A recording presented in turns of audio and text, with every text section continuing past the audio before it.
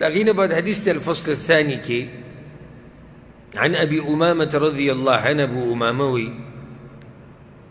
وسمعت النبي صلى الله عليه وسلم يقول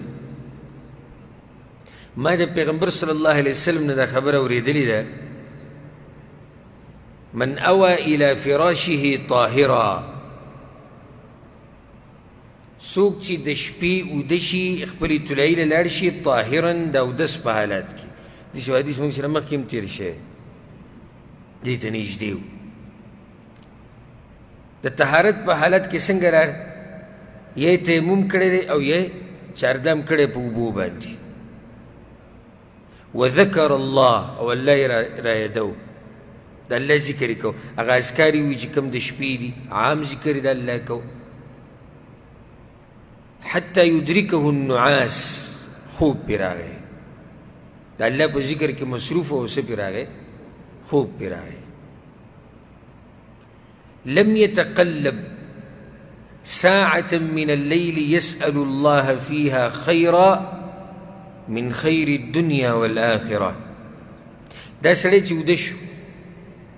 او د شپې که هر وخت راپاڅېد هر وخت راپاڅېد او د الله نه خیر وغوښتو یا د دنیا د آخرت الا اعطاه یا الله به له ورکوي دا حدیث امام نووي راوړی په کتاب الاذکار کې ابن السني م راوړی دی امام ترمذي امام نسائي م راوړی دی دا حدیث ولې دلته راوړو دې څه فایده شو دی دلته راوړو وی ګوره دومره لوی فضیلت په ځان مه ضایع کوه شپې مانځه در پاسه د الله نه څه غواړه نو الله به درکوي اوس دې چې ویلي وي خیر که غواړې که د دنیا او که د آخرت ستا که د دنیا مسله د الله ته بیانه که که د آخرت ته بیانه که هر یو دل الله حل کوي خو د هغې دپاره دا لازم دي چې د شپې وده کېږي او په کوم حال کې طهارت په حالت کې به وده کېږي او دویم هغه اذکار به وی اذکار د خوب هغه چې کوم دي هغه به وی بیا به وده شي بلکې ته هر ټیم راپاڅېدې او د الله نه دې څه وغوښتو او مونځ دې وکړو تهجد الله یې ځنه قبلوي